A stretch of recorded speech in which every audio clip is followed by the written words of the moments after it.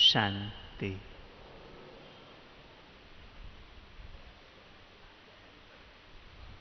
आप सभी आत्माएं परम आत्मा बाप को फॉलो करते हुए श्रीमत पर चलते हुए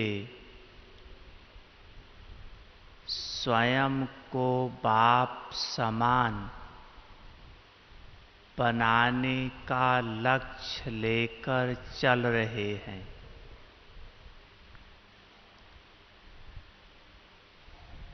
तो बाप सदा का सेवाधारी है। हर पल बाप देता रहता है। बाबा से बच्चे भी लेते हैं, भगत भी लेते हैं। सर्व आत्माएं बाबा से ही लेती हैं।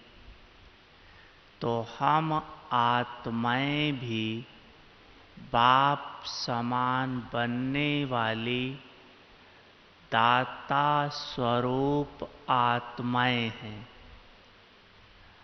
दाता अर्थात देना, देना अर्थात निरंतर सेवा करना। सेवा करना ही देना है।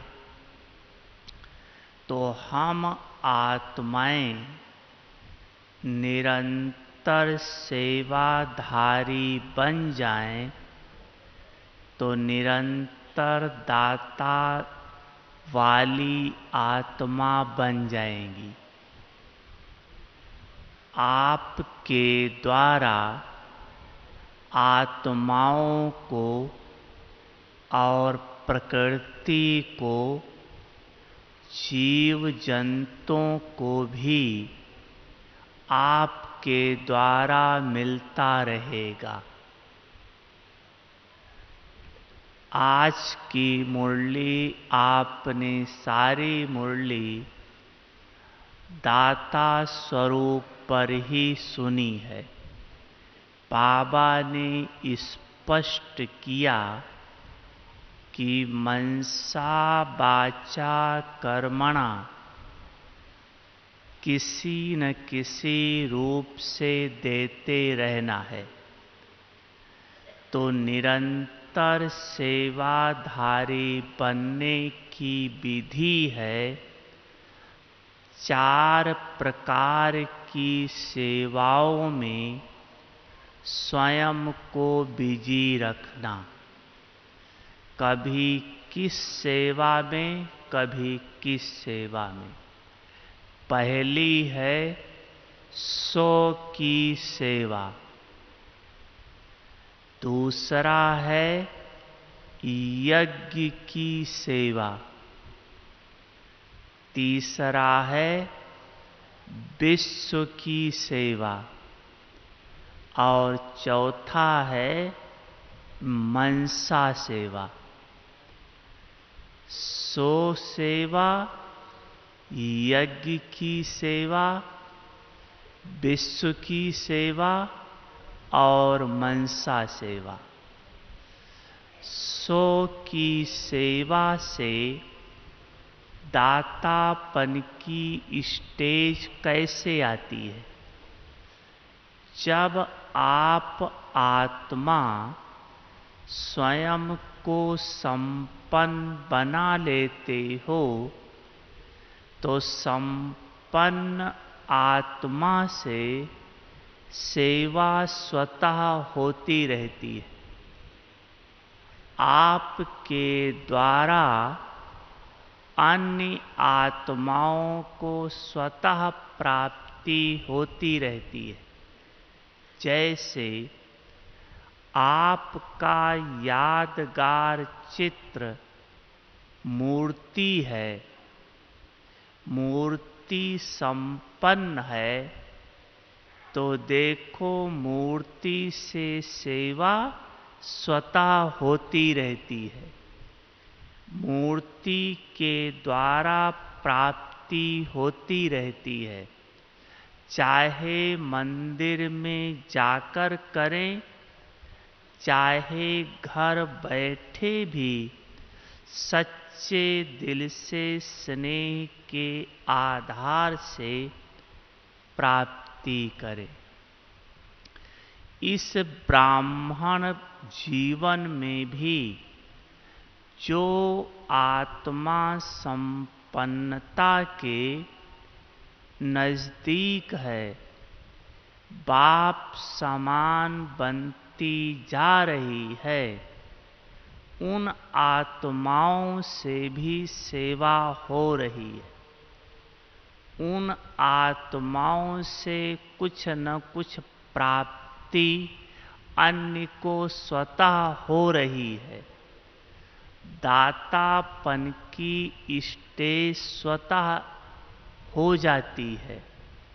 जैसे देखो अपनी गुलजार दादी है, जिस तन में बाबा आता है, आएगा, आप लोग देखेंगे। दादी को देखते ही बाबा याद आ जाता है। दादी याद में सदा खोई रहती है। इस कारण से दादी को देखते ही बाबा याद आता है। और दादी संपन्नता के नजदीक होने के कारण दादी के द्वारा सेवा स्वतः हो रही है। अज्ञानी आत्माओं की भी। ब्राह्मणों को तो दादी को देखते ही बाबा याद आता है। अज्ञानी की भी सेवा स्वतः होती है। एक बार दादी जी की तबीयत खराब थी, बॉम्बे गई थी ऑपरेशन कराने।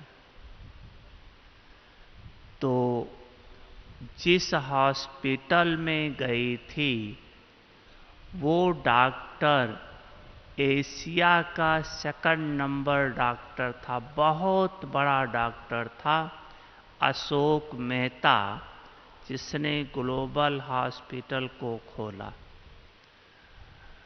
तो जैसे दादी को उसने देखा, दादी गई थी ऑपरेशन कराने, तबीयत ठीक नहीं थी, लेकिन स्थिति संपन्नता की होने के कारण जैसे डॉक्टर ने दादी को देखा, देखते ही दादी के द्वारा उसको देवी का साक्षात्कार हो गया। और डॉक्टर ने फिर अपने घर में फोन किया, अपनी युगल के पास, बच्चों के पास, कि हॉस्पिटल में देवी आई है, आ करके दर्शन करके जाओ। देखो तबीयत खराब, लेकिन आत्मा संपन्नता के नजदीक होने के कारण स्वतः उनसे मिल रहा है। ऐसे आप आत्माओं का भी अनुभव होगा कि जिस दिन आपका योग अच्छा लगा रहता है, उस दिन लोग आपसे पूछते हैं, आपके चेहरे को देखकर कहते हैं, क्या आपको मिला हुआ है? आज तो आप कुछ न्यारे न्यारे दिखाई पड़ते हैं। ये स्वतः सेवा होती है। अनुभव कहता है। हम पिछले साल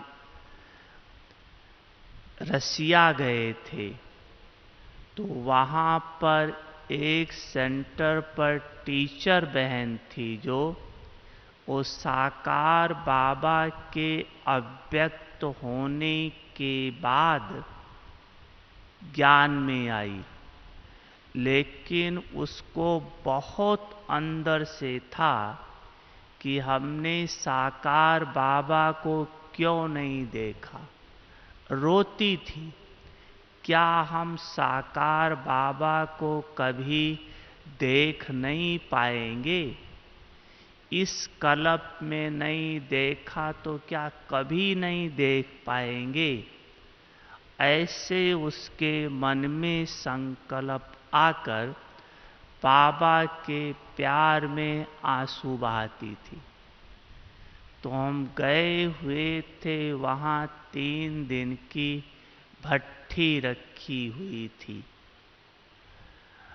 रसिया की एक सबसे बड़ी विशेषता है, आप भारत के बाहर किसी भी देश में, जिसको विदेश कहते हैं, सभी सेंटरों पर लगभग भारत के ही ज्ञान में है।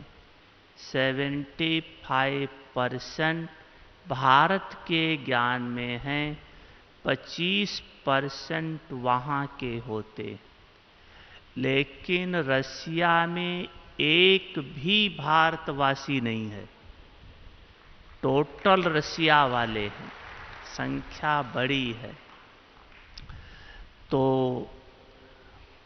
भट्ठी के बीच में बाबा ने उसको ब्रह्मा बाबा का साक्षात्कार करा दिया। और उस बहन ने क्लास में सुनाया कि जो इतने दिन की मेरी दिल की तमन्ना थी, जो आस थी, आज पूरी हो गई। हमने बाबा को साकार में देख लिया। तो कोई भी आत्मा अगर पुरुषार्थ करके संपन्नता की स्थिति बनाती है, तो उसके द्वारा सेवा स्वतः होती है। तो सो को संपन्न बनाना ये भी बहुत बड़ी सेवा है।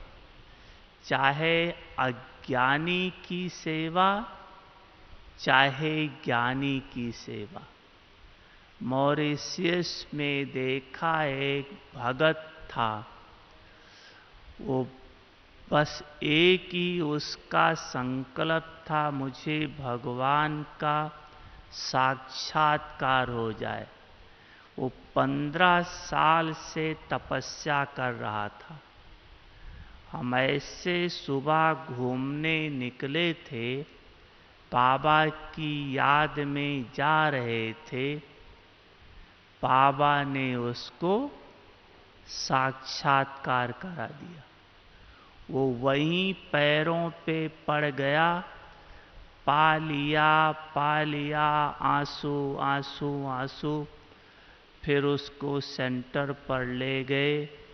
बाबा का बच्चा तो नहीं बना, लेकिन स्नेही सहयोगी बन गया। तो शोक को संपन्न बनाना ये भी बहुत बड़ी सेवा है। तो शोक को संपन्न बनाने के लिए जो बाबा ने 4 सब्जेक्ट्स दिए हैं, ज्ञान, योग, धारणा और सेवा, इन चारों सब्जेक्ट्स में फुल मार्क्स लेना ही स्वयं को संपन्न बनाना है। ज्ञान की धारणा का आधार आपका जीवन ज्ञानमय हो जाए, हर कर्म ज्ञान स्वरूप हो, योग युक्त हो जाओ, धारणा मूर्त बन जाओ, निरंतर सेवाधारी बन जाओ, उसके लिए ज्ञान आपके जीवन में आ जाए, उसका आधार है कि ज्ञान की निरंतर स्मृति, सो समर्थी स्वरूप। तो ज्ञान की धारणा का आधार दो है। एक, बुद्धि की दिव्यता। दूसरा है ज्ञान की धारणा का आधार ज्ञान का मनन।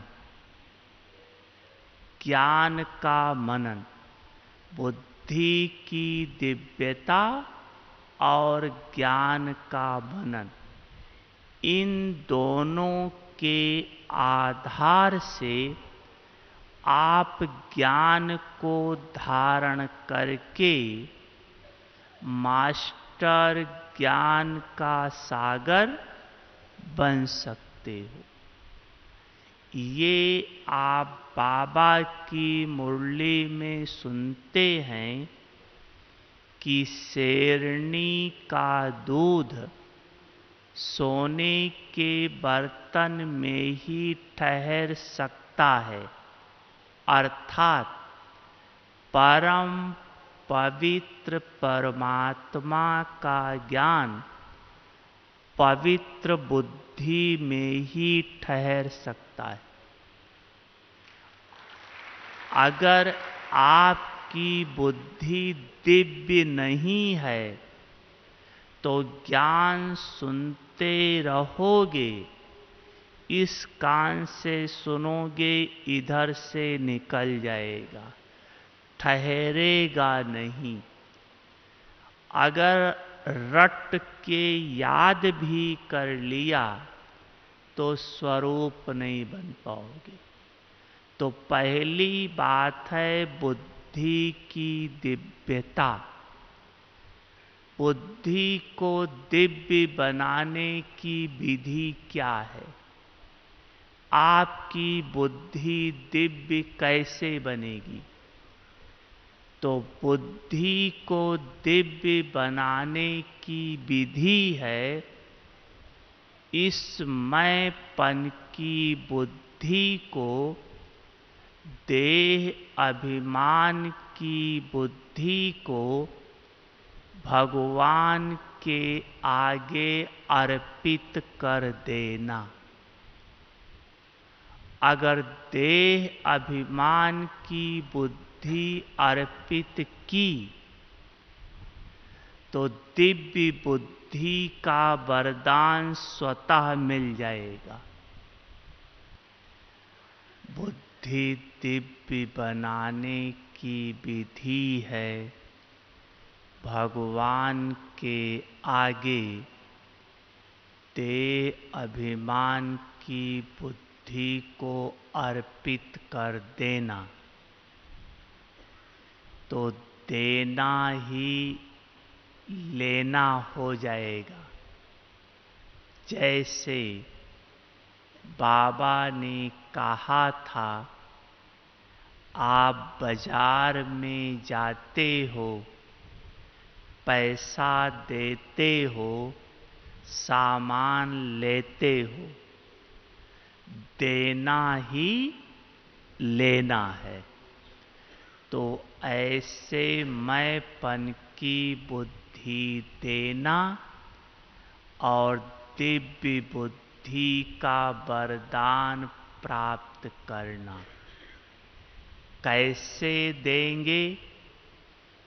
यही अंदर से दृढ़ संकल्प करो कि बाबा अब इस देह अभिमान की बुद्धि बुद्धि पर आपका अधिकार है, आपको दे दिया।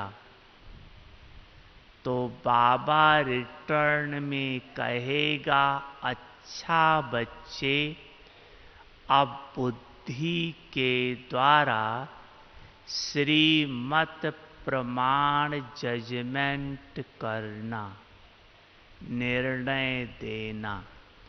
तो जितना बुद्धि को श्रीमत प्रमाण चलाते जाएंगे, उतना संकल्प बोल कर्म श्रेष्ठ होते जाएंगे और आपकी बुद्धि दिव्य बनती जाएगी।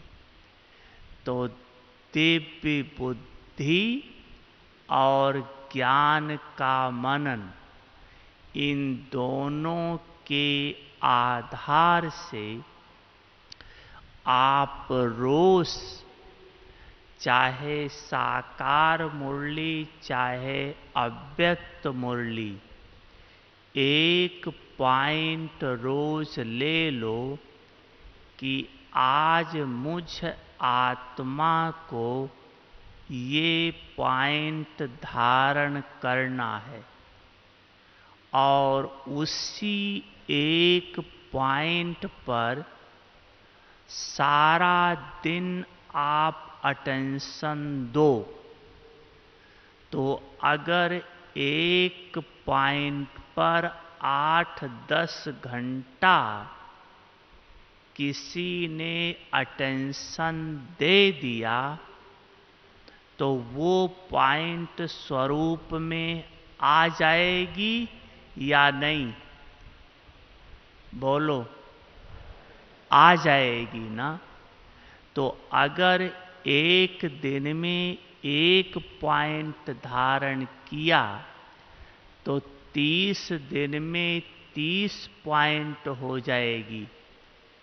संपूर्ण बनने में देरी लगेगी? नहीं।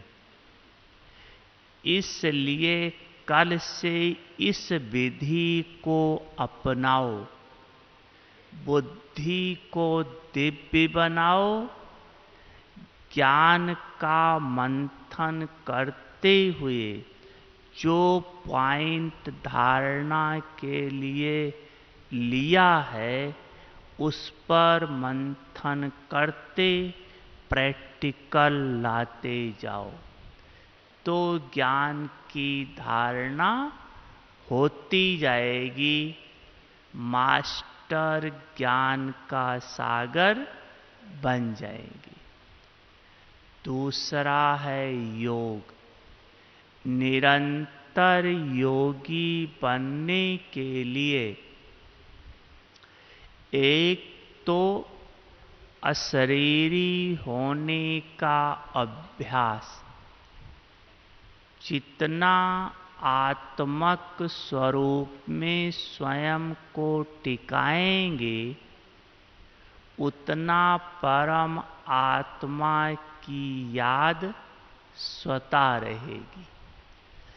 जैसे इस आँख से साकारी सब चीज दिखाई दे रही है, वैसे आत्मक स्वरूप में टिको तो परमात्मा बाप भी दिखाई देगा, स्पष्ट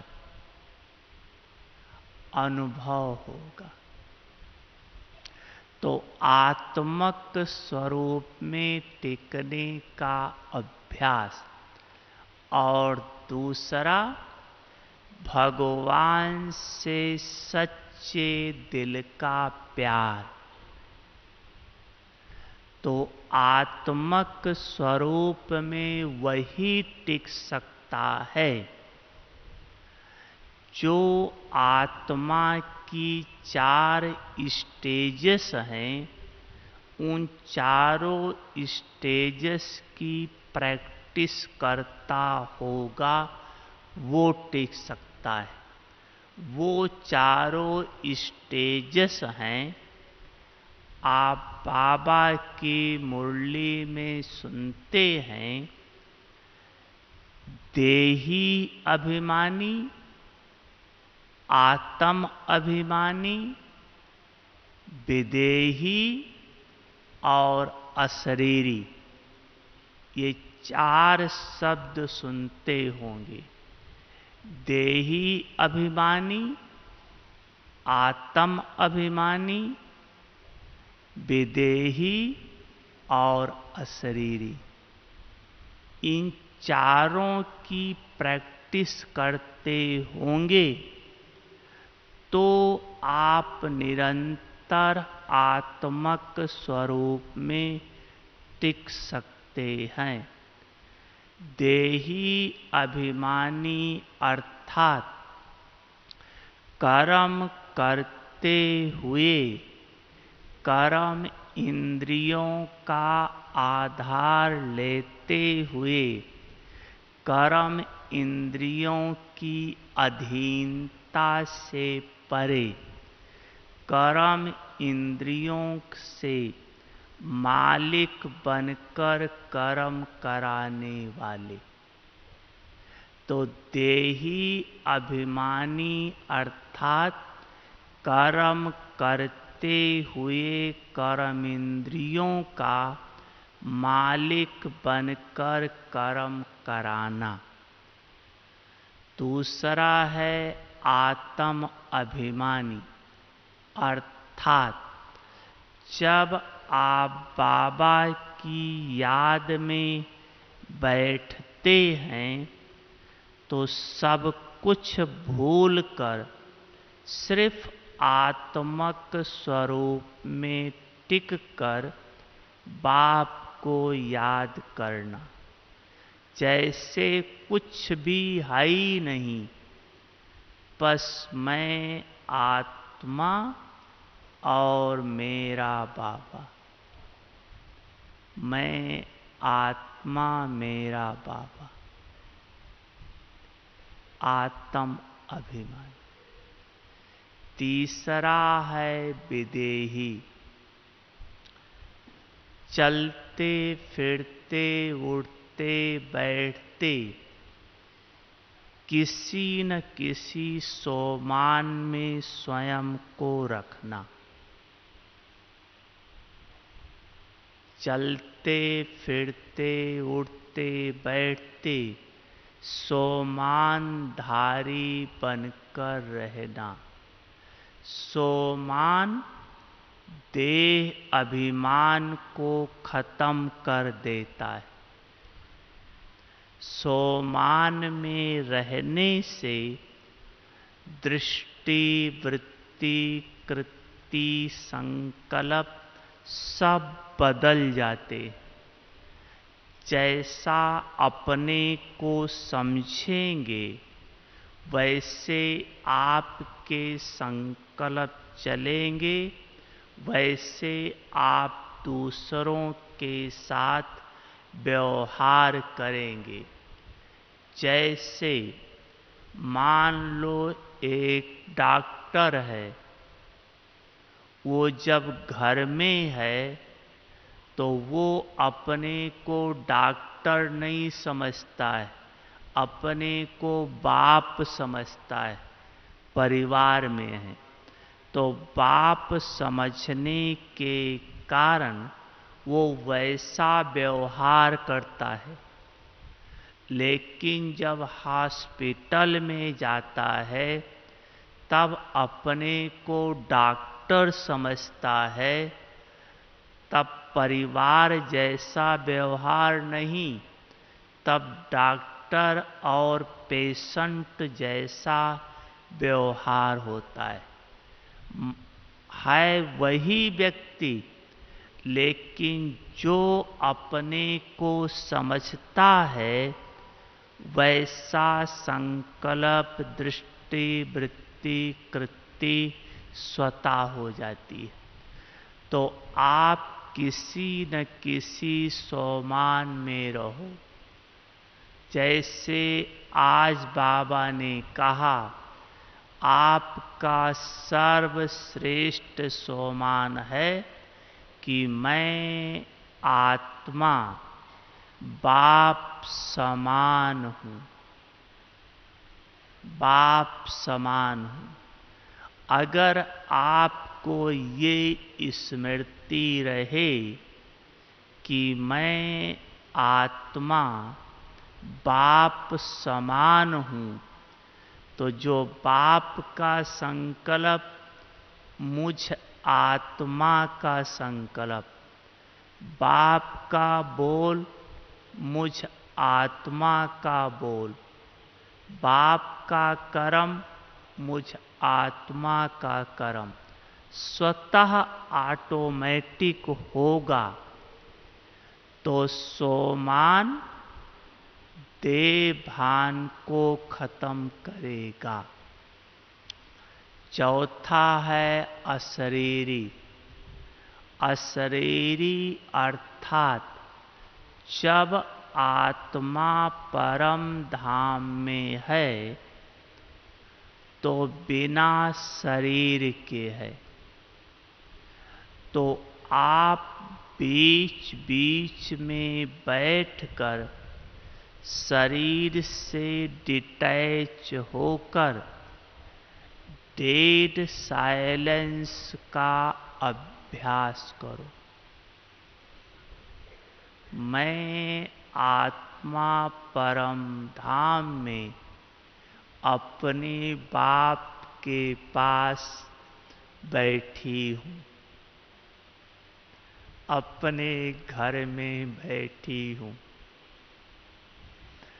बाप के पास बैठो, चार्ज हो जाओगे। और ये डेड साइलेंस का अभ्यास, शरीर से डिटैच होने का अभ्यास आपको अंत में शरीर छोड़ने में बहुत मदद देगा। सो इच्छा से शरीर को छोड़ देंगे, तकलीफ नहीं होगी। तो ये है आत्म अभिमानी बनने की विधि। तो एक है आत्म अभिमानी की स्थिति, दूसरा है भगवान से सच्चे दिल का प्यार।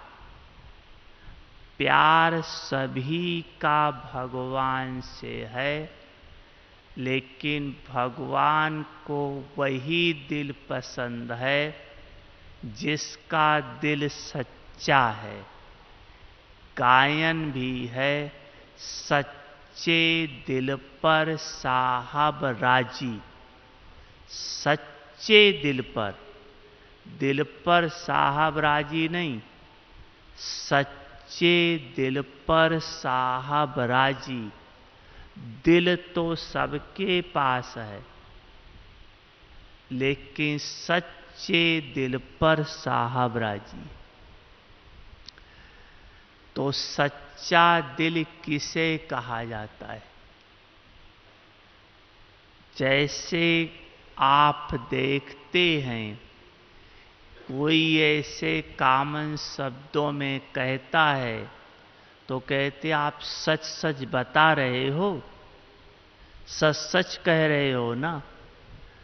उस चीज को जोर देता है सच सच, तो सच्चे दिल पर साहब राजी। तो सच्चा दिल कहा गया है जिसका सच्चा प्यार भगवान से है।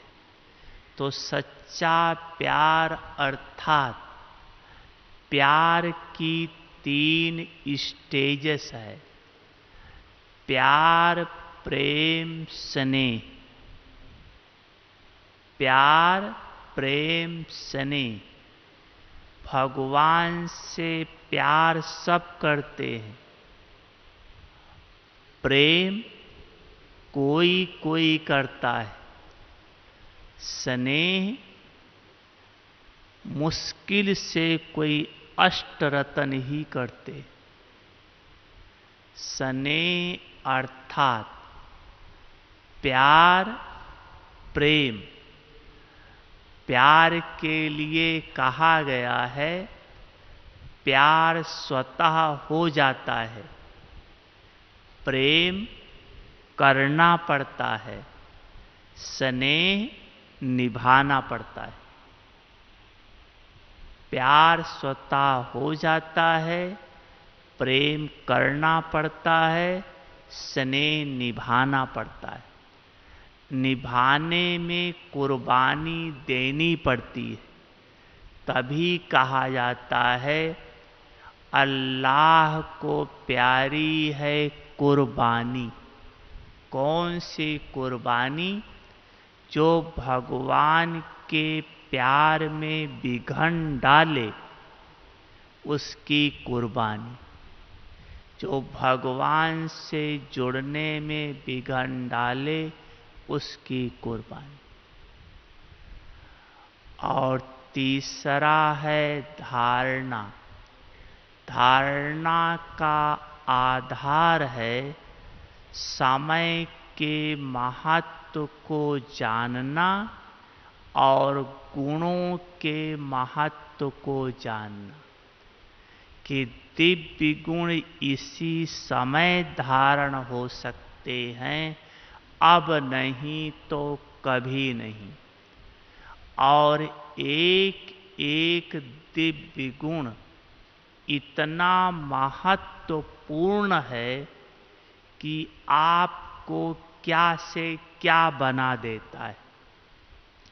आज की इस कलियुगी दुनिया में जो आज के साधु संत हैं, कोई एक गुण धारण कर लेते हैं, गुण भी नहीं है, दिव्य गुण नहीं है, सिर्फ गुण है, धारण कर लेते हैं, तो भी कितनी महिमा हो जाती है। जैसे कोई मान लो बोलता नहीं है, तो मौनी बाबा के नाम से फेमस हो जाते हैं, लोग दर्शन करने जाते हैं। कोई सत्तू सिर्फ खाता है, तो सत्तू वाले बाबा के नाम से फेमस हो जाते हैं, लोग दर्शन करने जाते हैं। कोई अनाज नहीं खाता, सिर्फ फल खाता है, तो फलाहारी बाबा के नाम से फेमस हो जाते हैं। कोई पवित्र रहेगा तो ब्रह्मचारी बाबा के नाम से फेमस हो जाते। मतलब एक गुण को धारण किया तो इतनी विशेषताएं उनमें लोगों को दिखाई पड़ती है। अगर आप दिव्य गुण धारण करो तो कितने महान बन जाओगे। उस गुण की तरफ अटेंशन हो तो दिव्य गुण धारण हो जाएंगे। चौथा है सेवा। सेवा का आधार है निमित्त, निर्माण और निर्मल वाणी। निमित्त, निर्माण और निर्मल वाणी, ये तीन बातें होगी तो सेवा होती रहेगी। तो इन चार सब्जेक्ट्स की धारणा से आत्मा संपूर्ण बन जाएगी, और संपूर्ण आत्मा से सेवा स्वतः होती रहेगी। दाता का पाठ स्वतः चलता रहेगा। ये है सो की सेवा। दूसरा है यज्ञ की सेवा। यज्ञ की सेवा तन से और धन से करते हो। तन और धन जितना करोगे पदम गुणा मिलेगा। तीसरा है विश्व सेवा। विश्व सेवा भिन्न भिन्न साधनों के द्वारा, सेमिनार के द्वारा, वाणी के द्वारा, संबंध संपर्क के द्वारा विश्व की सेवा करते हो। और चौथा है मनसा सेवा। मनसा सेवा अर्थात एक स्थान पर बैठे हुए आप पूरे विश्व की सेवा कर सकते हो। एक स्थान पर बैठे हुए किसी को बाबा का संदेश दे सकते हो, किसी का दुख दूर कर सकते हो, किसी का बिगड़ा काम बना सकते हो। लेकिन जब आपकी मनसा इतनी शक्तिशाली हो तब यहाँ बैठे हुए लाखों माइल दूर आप संदेश पहुँचा सकते हो। अनुभव कहता है ऐसा होता है। तो हमने एक बार अव्यक्त बाबा से पूछा था कि बाबा आप कहते हो कि लाखों माइल दूर आप अपना संकल्प पहुंचा सकते हो। बाबा यहाँ मेरा संकल्प तो सामने ही नहीं पहुंचता है, लाखों माइल दूर कैसे पहुंचेगा और सामने क्यों नहीं पहुंचता है? बाबा ने बहुत अच्छा जवाब दिया था। बाबा ने कहा बच्चे, हर जगह पूरे संसार का वाइब्रेशंस भरा हुआ है। आप बाबा के कमरे में जाओ, आप वहाँ किसी भी दुनिया का आप रेडियो ऑन करो तो वहाँ पकड़ेगा। पूरी दुनिया का वाइब्रेशंस हर जगह समाया हुआ है। तो आप बच्चे जो संकल्प करते हो उस आत्मा को देने के लिए, तो जैसे आपके संकल्प का वाइब्रेशंस यहाँ से निकलता है, तो वहाँ पहुँचने में पूरे संसार का वाइब्रेशंस आपके वाइब्रेशन से लाखों गुना ज़्यादा पावरफुल है। क्योंकि विकारी आत्माओं का वाइब्रेशंस बहुत है, इसलिए बच्चे वहाँ तक पहुँचता नहीं। अगर आपका वाइब्रेशंस पावरफुल हो जाए, इन सब को क्रॉस करके पहुँचे, तब उस तक पहुँच सकता है। तो मैंने बाबा से पूछा था, बाबा इसकी विधि क्या है? आप लोग प्रयोग करके देखना, इसकी विधि क्या है?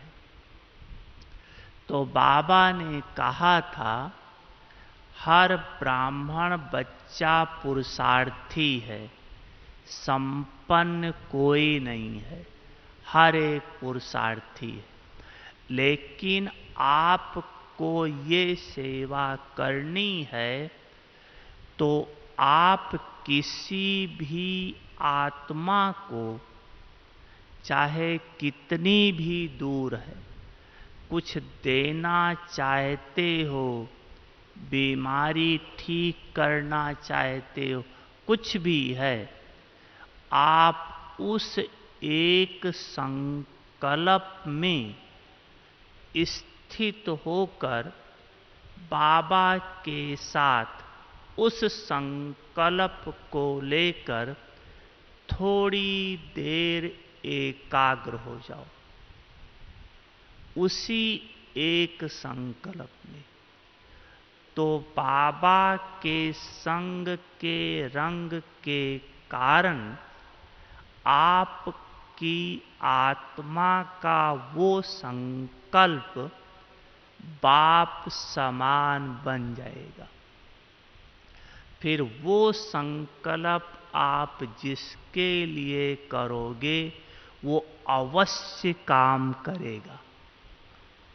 जैसे कहा जाता है राम का बाण खाली नहीं जाता था, वैसे राममय अर्थात बाबा की याद में समाया हुआ संकल्प खाली नहीं जाएगा।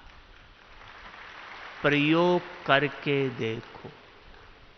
तो ये मनसा सेवा अवश्य करो।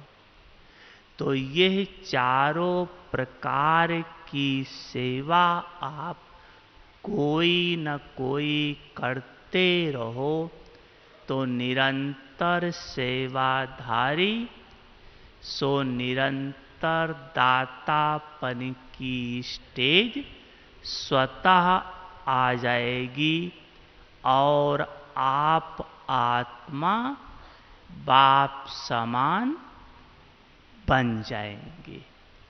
अच्छा, ओम शांति।